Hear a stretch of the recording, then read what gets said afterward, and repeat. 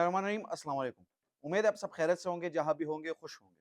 नाज़रीन, पाकिस्तान में सियासी बहरान हो या माशी बहरान हो, उसका सामना अक्सर हम करते रहते हैं, लेकिन उसके साथ मुख्तलिफ जगहों पे हम देखते हैं कि कभी सहाफ़ियों को मुश्किलात का सामना करना पड़ता है, मुख्तलिफ किस्म की चीज़ों में, चाहे उनकी सैलरीज़ में हो, चाहे उनकी उसके अलावा और चीज़ों में हो।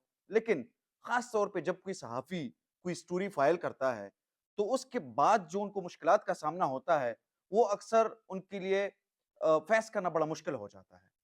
और ऐसी ही कुछ स्टोरीज़ आजकल में 19 तारीख से लेके आज की तारीख तक 24 तारीख है मार्च का, इसके बीच-बीच में जो कुछ हुआ है, वो आप लोगों के साथ मैं शेयर करूँगा। सबसे पहले 19 मार्च को रफ्तार डॉट कॉम जो है डिजिटल प्लेटफ़ॉर्म है, फरहान मलिक साहब उसके ओनर है और मुख्तलिफ पाकिस्तान के बड़े-बड़े चैनल्स में उन्होंने अपनी खिदमात सरअंजाम दिए हैं। उनको एफआईए के ऑफ़िशियल्स आके उनको गिरफ्तार कर देती है, उनको वहाँ से लेके जाती है। वो क्या माजरा है और उस पर रफ्तार डॉट कॉम की टीम ने क्या कहा है, वो ज़रा सुन लीजिएगा। उन्होंने लिखा है, Farhan Malik arrested by FIA officials with prior notice without prior notice. They harassed और team provided no explanation for their visit. उन्होंने कहा कि वहां पर जब वो आ रहे थे उनके पास कोई एक्सप्लेनेशन नहीं थी और हमारी टीम को उन्होंने हरेस किया है। ये रफ्तार डॉट कॉम की जो ऑफिशियल्स है, उन्होंने अपने अकाउंट से एक ऑफिशियल ट्वीट किया था, उसी दिन ही 19 मार्च को उन्होंने ट्वीट किया था और उन्होंने इसमें ये बताया। अभी तक फरहान मलिक साहब जो है वो उनके हिरासत में है और अभी तक फरहान मलिक साहब का कोई आइडिया नहीं है कि वो फरहान मलिक साहब कब रिहा होंगे या कब नहीं होंगे, लेकिन मुख्तलिफ जगहों पे हम देखते हैं पाकिस्तान के मुख्तलिफ इलाकों में उनके लिए सहाफ़ी जो है मुख्तलिफ जगहों पे एहतजाज भी कर रहे हैं, प्रोटेस्ट कर रहे हैं उनके लिए। नाज़रीन, उसके बाद एक और स्टोरी बहुत ज़्यादा लाइमलाइट में आती है और लोग उसको जब देखते हैं, क्योंकि उसमें कुछ इमोशनल चीज़ें हैं। वो है अहमद नूरानी साहब की। वो यूएस बेस्ड है, वहाँ पर यूएस में होते हैं, जलावतन है और 19 मार्च को इज़ा सैयद साहब जो जीव न्यूज़ के सीनियर सहाफ़ी हैं, वो उनकी एक वीडियो पैगाम आता है और ये स्टोरी वो डिस्क्लोज़ करते हैं कि उसी दिन ही उनके घर से सेक्टर I-14 में उनका घर है अहमद नूरानी साहब का और उनकी वहाँ पर उनकी माँ रहती है, उनकी बहन रहती है और उनके 2 भाई वहाँ पे रहते हैं। तो 19 मार्च को ही उनके 2 भाइयों को वहाँ से उठाया जाता है और उसकी भी कोई स्पेसिफिक रीज़न नहीं बताई जाती कि उनको क्यों उठाया गया है। और आज तक उनके लिए लोग प्रोटेस्ट भी कर रहे हैं और सोशल मीडिया के मुख्तलिफ प्लेटफ़ॉर्म्स पे उनके लिए लोग आवाज़ भी उठा रहे हैं। अहमद नूरानी के जो 2 भाई हैं, वो अभी भी पुलिस की हिरासत में हैं और किसी को नहीं पता। कुछ लोग तो ये भी कह रहे हैं कि उनको लापता कर दिया गया है, उनको अगवा कर दिया गया है।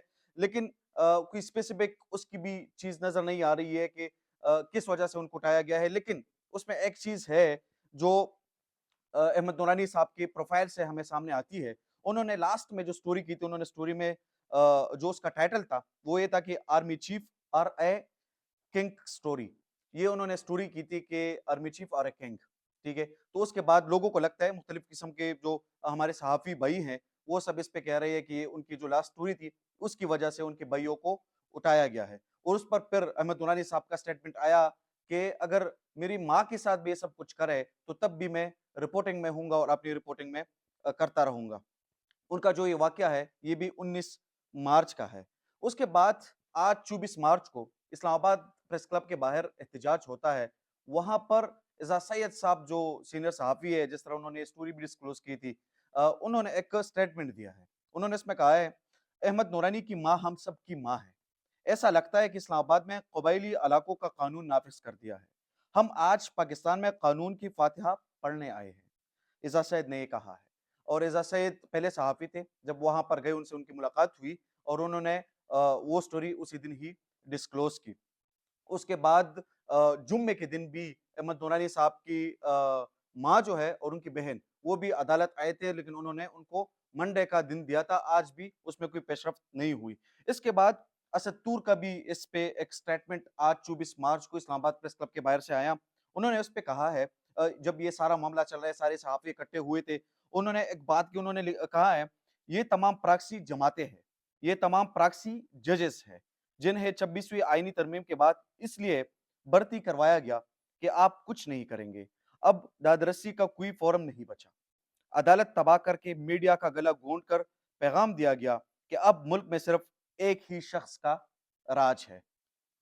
یہ سارا معاملہ تھا احمد نورانی صاحب کا، اور ان کی بہن ابھی بھی وہ بھی وہاں پر موجود تھی نیشنل پریس کلب کے باہر، اور اس کی ماں بھی وہاں پر موجود تھی، اس سے پہلے وہ کورٹ میں بھی موجود تھے، اور وہ بھی آواز اٹھا رہے تھے کہ ان کی ماں آواز کہہ رہی تھی کہ میرے بیٹوں کو کم از کم میری ملاقات ان سے کروائی جائے۔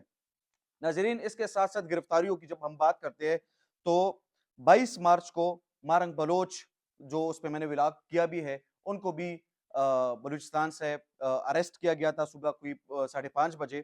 اس کے بعد 24 مارچ کو آج جو ہے کراچی سے مارنگ بلوچ کے اریسٹ ہونے کے خلاف وہاں پر وہ لوگ احتجاج کر رہے تھے۔ اس میں ڈاکٹر محمد دین بلوچ، جو کہ 2009 میں لاپتہ ہوئے تھے، ان کی بیٹی سمیدین بلوچ کو بھی آج گرفتار کیا گیا ہے۔ انشاءاللہ ناظرین، آج کے لیے یہ اپڈیٹس تھی، اور دوسرے ولاگ میں آپ لوگوں کے ساتھ باقی جو اپڈیٹس ہوں گی، باقی جو خبریں ہوں گی، وہ آپ لوگوں کے ساتھ شیئر کریں گے۔ بہت شکریہ۔